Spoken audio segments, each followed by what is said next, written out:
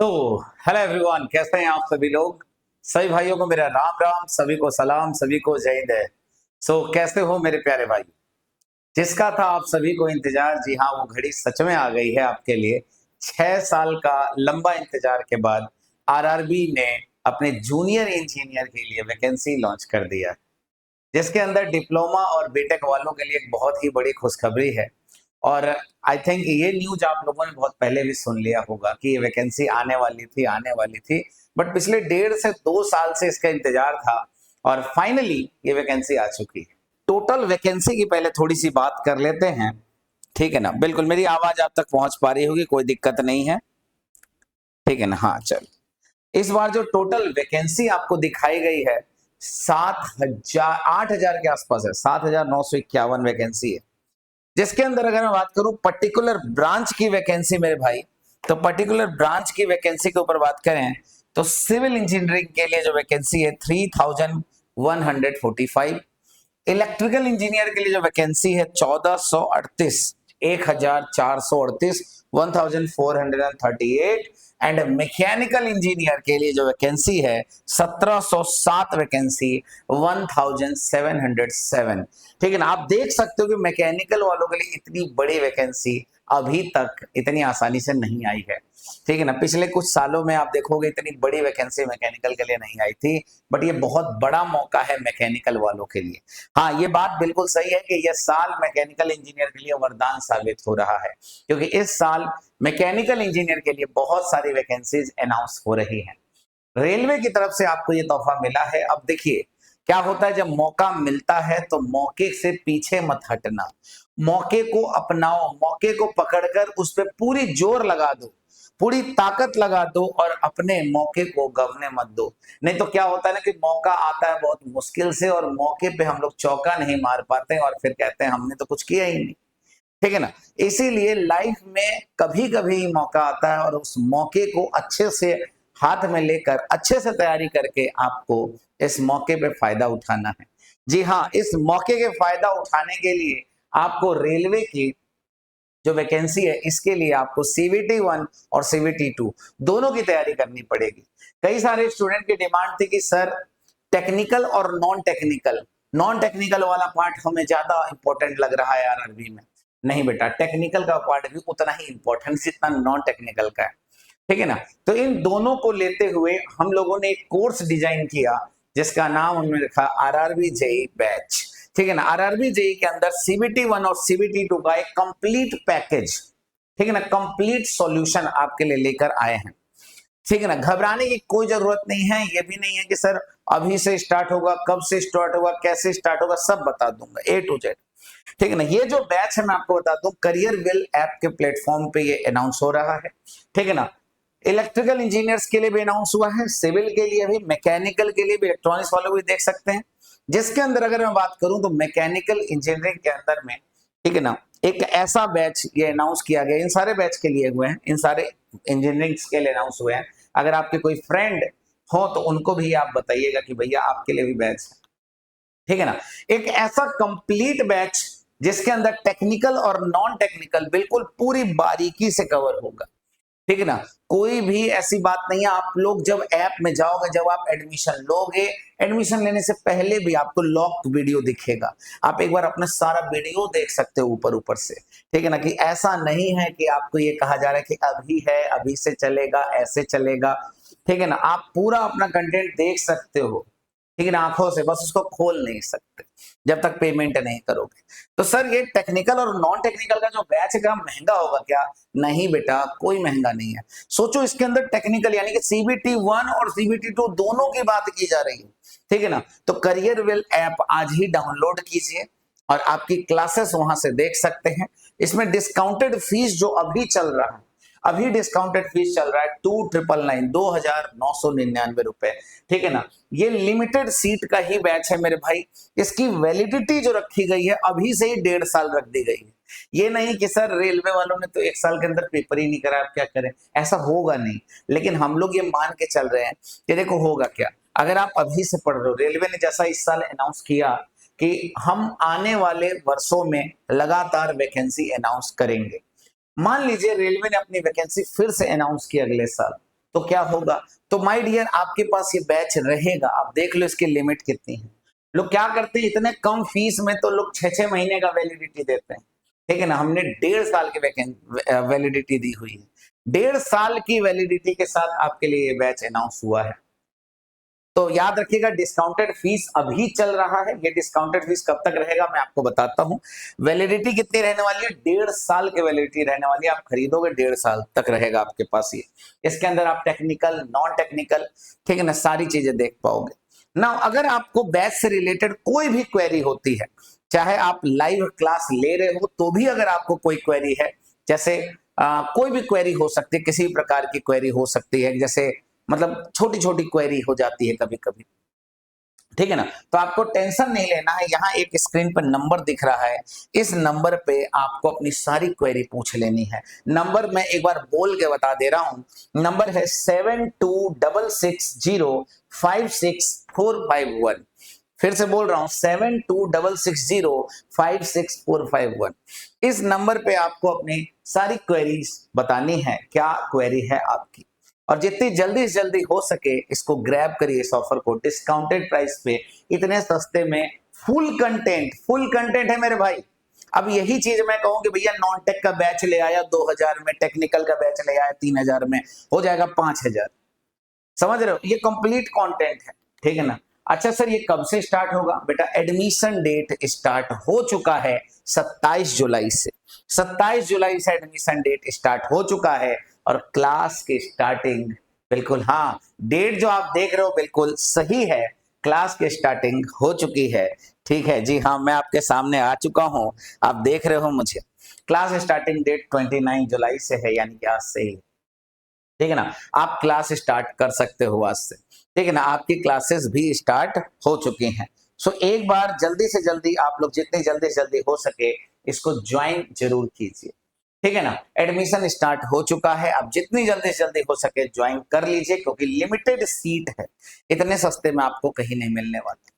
Now अब बात करूं नंबर ऑफ सीट की, जैसा मैंने बताया 7951, 7951 टोटल सीट है ये, ठीक है ना।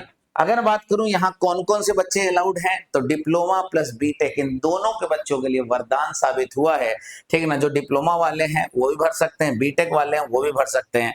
और एज का भी रिलैक्सेशन दिया गया है, क्योंकि कोविड का बीच में बहुत बड़ा संकेत आया था, तो 18 से 36 साल तक के लिए एज दिया गया है। ये जनरल कैटेगरी के लिए बोल रहा हूँ, ठीक है ना। 18 to 36 ईयर तक के स्टूडेंट्स के लिए ये वैलिडेशन है, ठीक है ना। तो तैयारी बहुत मजबूती से कीजिएगा, क्योंकि बहुत सारे बच्चे इसका इंतजार कर रहे थे। और जैसा आप देख रहे हो एज भी इंक्रीज हो गया है, तो बच्चों का गुस्सा जो है पढ़ाई के ऊपर कूदने वाला है, ठीक है ना। बहुत सारे बच्चे इस वैकेंसी का इंतजार कर रहे थे, ठीक है ना। क्या क्या मिलने वाला है फीचर्स में एक छोटी सी बात बता दूं। फीचर्स जो है इसके अंदर आपको पीडीएफ नोट्स मिलने वाला है, 70% वीओडी मिलेगा, मतलब वीडियो ऑन डिमांड जो होती है, क्लासेस ऑलरेडी 70% हो चुकी हैं। 30% क्लासेस आपको लाइव देखने को मिलेंगी, 70% क्लासेस ऑलरेडी हो चुकी हैं। अब आप कहोगे कि सॉरी क्लासेस लाइव दो, ठीक है ना, टेंशन मत लो, आपके सारे डाउट सारे क्वेरीज लिए जाएंगे, कोई दिक्कत नहीं। अगर सोचो सारे लाइव होंगे तो पेपर मान लो अनाउंस कर दिया अगले 4-5-6 महीने के अंदर, तो कैसे कंप्लीट करोगे, ना तुम कर पाओगे ना कैसे कर पाओगे, टीचर भी नहीं कर पाएगा, फिर काटना होगा, इसको कहेंगे जल्दी से जल्दी सिलेबस उड़ाओ, ठीक है ना। तो इसीलिए बहुत सुकून से आप एडमिशन लीजिए, आपको 70% वीओडी मिल रहा है, यानी कि आपके पास ऑलरेडी क्लासेस हैं, आप फटाफट फटाफट पढ़ना शुरू कर दीजिए, ठीक है ना। अच्छा सर करियरवेल ऐप पे पढ़ने से क्या क्या फायदे हैं, तो फायदे के रूप में आपको जो क्लास लेते हो उन सारी क्लासेस के पीडीएफ नोट्स मिलेंगे, यानी कि आपको नोट्स बनाने की कोई जरूरत नहीं है, आपको खुद से पढ़ाई करनी है और नोट्स के थ्रू पढ़ लेना है, या तो नोट्स का प्रिंट आउट करा लीजिए, काम खत्म। 30% लाइव रहेंगी, और जब जब लाइव क्लासेस चलेंगी तो आपको लाइव देखना है। इसके अंदर आप अपने सारे प्रीवियस डाउट भी क्लियर कर सकते हो। नाउ प्रीवियस ईयर क्वेश्चन का भी डिस्कशन होता है मेरे भाई। मेरे भाई सबसे बड़ा टेंशन तो यही था कि सर ये प्रीवियस ईयर क्वेश्चन का डिस्कशन कहां से करें, प्रीवियस ईयर क्वेश्चन के बारे में कहां से करें। तो प्रीवियस ईयर के क्वेश्चन का भी डिस्कशन हो रहा है, प्रीवियस ईयर के क्वेश्चन भी जरूर कीजिए, क्योंकि लोगों को पता ही नहीं है कि प्रीवियस ईयर क्वेश्चन कहां से। नाउ सीबीटी 1 और सीबीटी 2 का ये कंप्लीट बैच है मेरे भाई, सीबीटी 1 और सीबीटी 2 का फुल बैच है मेरे भाई, फुल बैच कंप्लीट बैच है। कोई इधर उधर नहीं। नाउ लेटेस्ट पैटर्न के आधार पर ये बैच हम लोगों ने अनाउंस करा है। चल लेटेस्ट पैटर्न क्या है आइए देखते हैं। सीबीटी 1 का जो सिलेबस है मेरे भाई, सीबीटी 1 का सिलेबस पूरा पूरा नॉन टेक्निकल सिलेबस होता है, ये आप भी जानते हो, ठीक है ना। जिसके अंदर 30 नंबर का मैथमेटिक्स आएगा, 30 क्वेश्चन होंगे 30 मार्क्स के मैथमेटिक्स के, 25 क्वेश्चन होंगे 25 मार्क्स के जनरल इंटेलिजेंस एंड रीजनिंग के, 15 क्वेश्चन होंगे 15 मार्क्स के जनरल अवेयरनेस के, और जनरल साइंस के जो होंगे 30 क्वेश्चन 30 मार्क्स। जैसा आप सभी लोग जानते हो यार, इसमें मैथमेटिक्स जो होता है वो एप्टीट्यूड वाला पोर्शन है, रीजनिंग आप लोग तो पढ़ते ही हो एसएससी वाला, वही सेम रीजनिंग पैटर्न होता है। जनरल अवेयरनेस के अंदर आपका हिस्ट्री, पॉलिटी, ज्योग्राफी ये सब चीजें हैं, इसके अंदर इकोनॉमिक्स है। जनरल साइंस के अंदर आपको 3 सब्जेक्ट देखने को मिलते हैं, दैट इज व्हाट, ये 3 सब्जेक्ट आप भी जानते हो, फिजिक्स, केमिस्ट्री और बायोलॉजी। ये 3 सब्जेक्ट आपके लिए बहुत इंपॉर्टेंट हो जाता है जनरल साइंस के अंदर।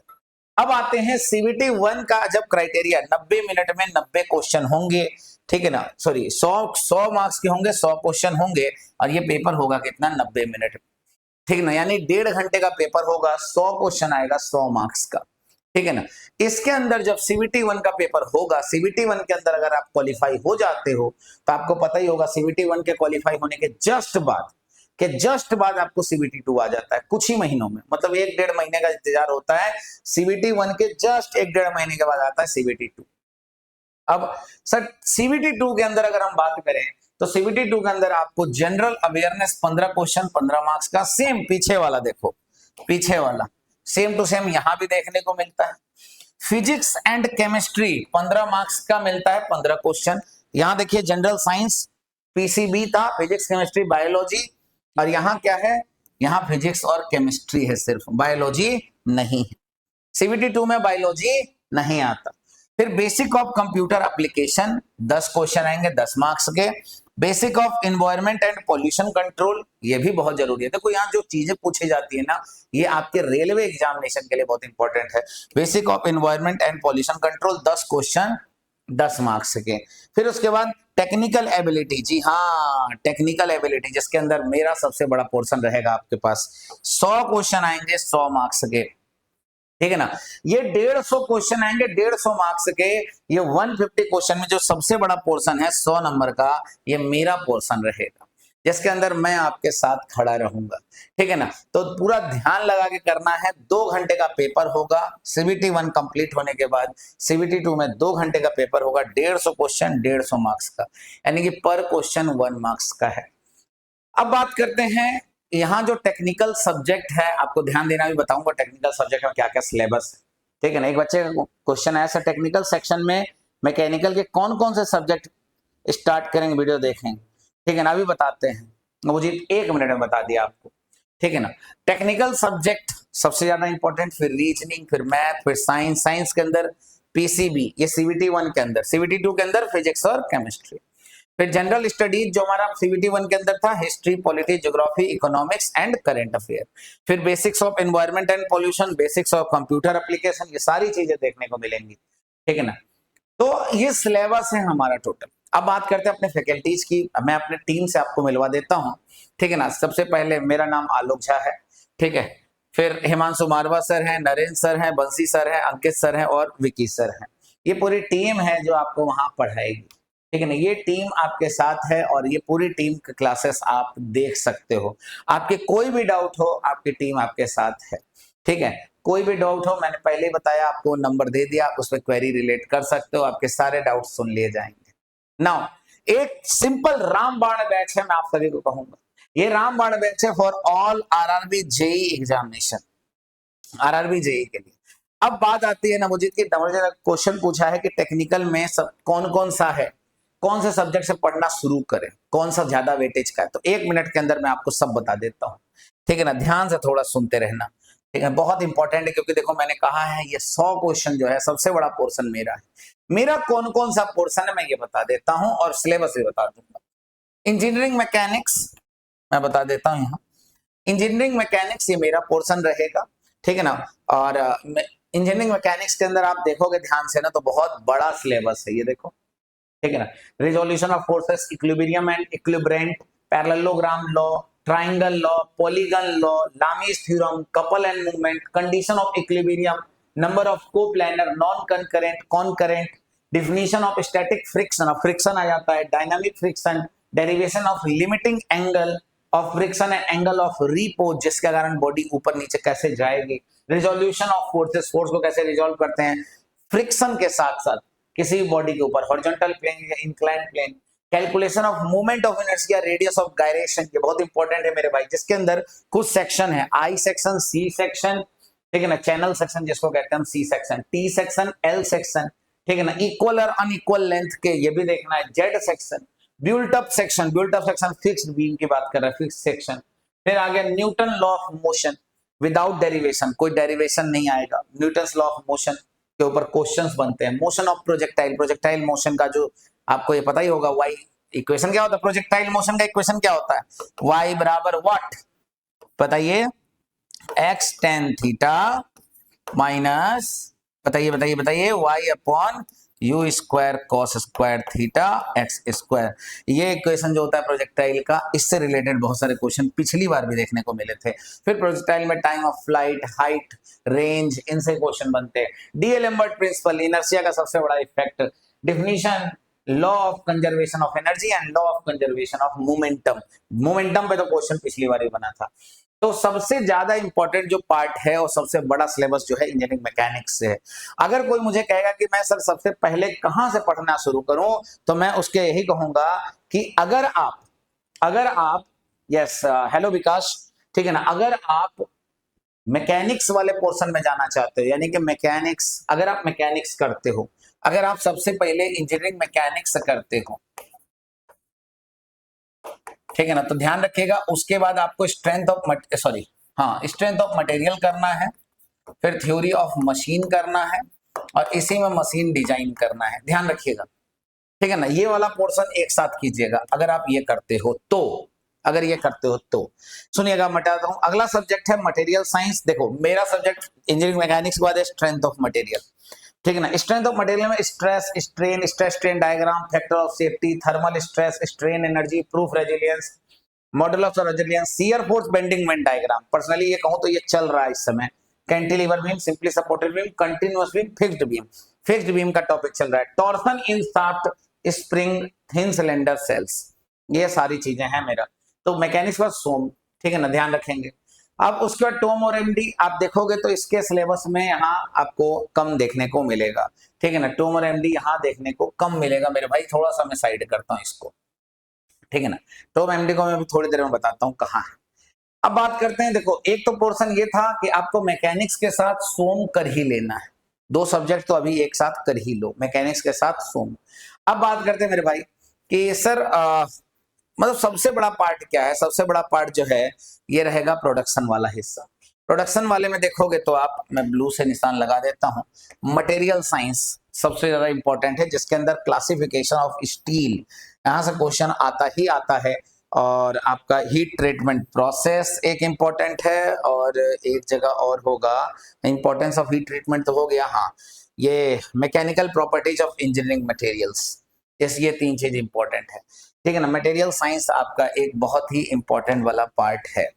फिर मटेरियल साइंस के बाद आता है मशीनिंग, मशीनिंग करोगे तो वर्किंग प्रिंसिपल ऑफ लेथ वगैरह पार्ट, मतलब इसमें देखो होता क्या है, मशीनिंग वाले पोर्शन में लेथ, टर्निंग, फेसिंग, बोरिंग, ठीक ना, ड्रिलिंग, इसमें इस वाले पोर्शन में ना आप देखोगे मशीनिंग वाले पोर्शन में, तो मशीनिंग वाले पोर्शन में जो आपका क्वेश्चन है ना मेरे भाई, ये आपको ज्यादातर डेटाबेस के क्वेश्चन पूछते हैं।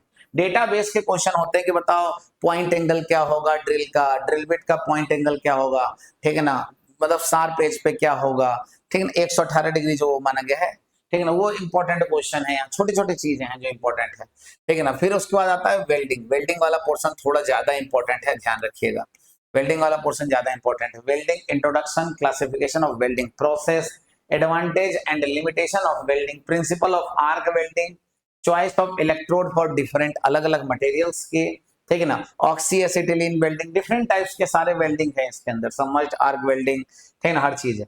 फिर ग्राइंडिंग एंड फिनिशिंग, ये पूरा पूरा का पूरा मतलब प्रोडक्शन है, ये प्रोडक्शन है, प्रोडक्शन का सिलेबस बता रहा हूँ, ग्राइंडिंग एंड फिनिशिंग है। फिर मेट्रोलॉजी, मेट्रोलॉजी आपके लिए थोड़ा ज्यादा इंपॉर्टेंट हो जाता है, ठीक है ना। देखो जो सबसे ज्यादा इंपॉर्टेंट होता है उस पर मैं 3 टिक मार दे रहा हूं, ध्यान रखना, जो सबसे ज्यादा इंपॉर्टेंट है उस पर 3 टिक मार दे रहा हूं, ठीक रहेगा ना। आओ, मेट्रोलॉजी आपके लिए थोड़ा इंपॉर्टेंट है। फिर इसके साथ ही साथ जब ये देखो, ये प्रोडक्शन वाला हिस्सा हो गया, ये प्रोडक्शन वाला हिस्सा हो गया, ध्यान रखिए। अब आता है इंडस्ट्रियल मैनेजमेंट, ये एकदम थोड़ा सा अलग है, लेकिन क्वेश्चन इस पे भी बहुत सारे बनते हैं। इसको प्रोडक्शन के साथ ही जोड़ दिया जाए, ठीक है ना, और डबल टिक मारता हूं क्योंकि इंपॉर्टेंट है।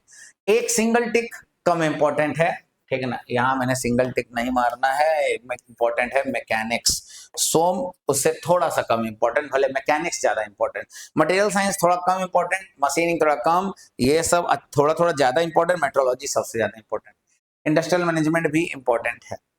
अब इसके अंदर जो है ना, इंडस्ट्रियल मैनेजमेंट पर सीपीएम वाला जो हिस्सा है ना, ये ज्यादा इंपॉर्टेंट होता है। और एक लास्ट, और हाँ ये रहा एबीसी एनालिसिस, ठीक है ना, safety stock, reorder level, economic order quantity, EOQ जो होता है, ब्रेक इवन एनालिसिस, ये सब हमारा क्या है, इंपॉर्टेंट है मेरे भाई, ठीक है ना। अब इसके बाद बात करते हैं, मैंने कहा थर्मल साइंस, थर्मल साइंस को थोड़ा ग्रीन से लेकर चलता हूं।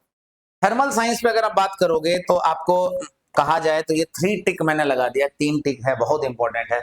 Law of thermodynamics, conservation of work, ठीक है ना, work to heat, heat to work जो आता है, law of perfect gases, thermodynamics process, जो सबसे ज्यादा इंपॉर्टेंट है वो है थर्मोडायनेमिक के प्रोसेस। फिर उसके बाद इंपॉर्टेंट है एयर स्टैंडर्ड साइकिल, जिसके अंदर सारे साइकिल हैं, ऑटो, डीजल, डुअल, कार्नोट को भी ले लिया गया है, ठीक है ना, construction working, internal combustion engine, ठीक है ना, comparison diesel engine petrol engine का कंपैरिजन कैसे करते हैं, ठीक है ना, ये छोटी छोटी चीजें हैं। इसी के अंदर देखो मैं बता दे रहा हूं, ये जो सब्जेक्ट लिखा है इसके अंदर टीडी भी है, थर्मोडायनेमिक्स, आरएसी भी है और आईसी इंजन भी है, ठीक है ना, ध्यान रखिएगा मेरे भाई।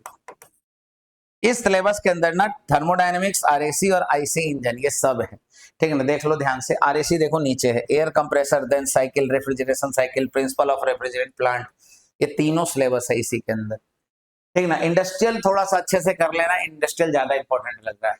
देन अब उसके बाद जो है इंपॉर्टेंट जो है हमारा ये पार्ट बचता है फ्लूइड मैकेनिक्स, 3 टिक मारूंगा, बहुत इंपॉर्टेंट है। फ्लूइड मैकेनिक्स थोड़ा कम भी लगे, लेकिन हाइड्रोलिक मशीनरी ज्यादा इंपॉर्टेंट है मेरे भाई, ठीक है ना। हाइड्रोलिक मशीनरी जो है ना, मैन्योमेट्रिक एफिशिएंसी वाले सब, ये वर्किंग कंस्ट्रक्शन, सेंट्रीफ्यूगल पंप, ये वाले पार्ट बहुत इंपॉर्टेंट है। Efficiency, manometric efficiency, volumetric efficiency, mechanical efficiency, ये वाला जो पोर्शन है ना, ये पंप वाला बहुत ज्यादा इंपॉर्टेंट है। अब इधर से अगर कहोगे फ्लूइड मैकेनिक्स से क्या इंपॉर्टेंट है, ये तो हाइड्रोलिक मशीनरी बहुत इंपॉर्टेंट है।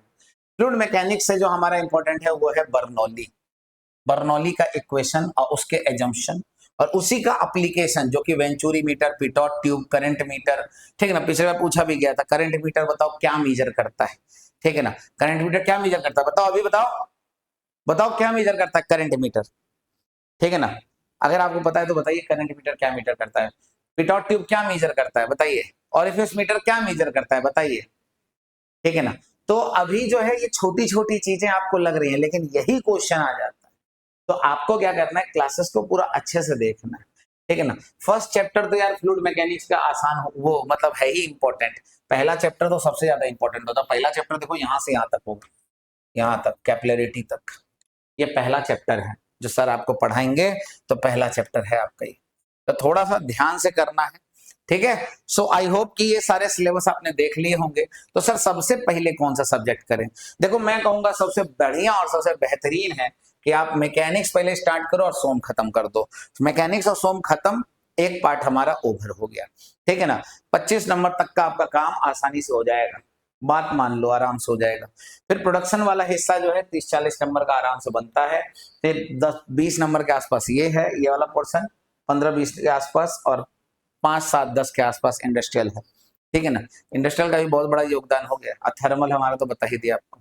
तो ये सारी चीजों को थोड़ा सा ध्यान रखिएगा, ठीक है ना। इतनी सारी वैकेंसी आपको इस बार मिली है, ठीक है ना। 3145 सिविल में, 1438 इलेक्ट्रिकल में और 1707 मैकेनिकल में।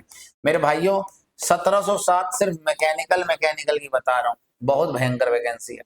टोटल वैकेंसी है 7951, ठीक है ना, ऑन एन अप्रोक्स 8000 वैकेंसी है, बहुत बड़ी वैकेंसी है। मैं फिर से कहूंगा कि भैया क्लास स्टार्ट करो, ये पूरी टीम आपके साथ है, और अभी से ही टेक्निकल नॉन टेक्निकल सारी क्लासेस लेना शुरू कर दो। अच्छा, एक दिन में कैसे पढ़ाई करनी है, पढ़ाई कैसे करनी है ये भी बता दीजिए सर। तो बढ़िया बता देता हूं पढ़ाई कैसे करनी है। देखिए आपको क्या करना है, आपको क्या करना है सुनिए। दिन भर में कोशिश कीजिए 2 से 3 घंटा 2 to 3 आवर नॉन टेक्निकल। देखो अब सिर्फ पढ़ाई करनी है और कुछ नहीं करना है, ठीक है ना। नॉन टेक्निकल कौन से वाले नॉन टेक्निकल भैया, CBT 1 वाले नॉन टेक्निकल। और 2 घंटा कम से कम, मिनिमम 2 घंटा, मिनिमम 2 घंटा आपको, ये मिनिमम है, आपको 2 से 3 घंटा भी आप ले सकते हो, ठीक है ना, ध्यान रखना।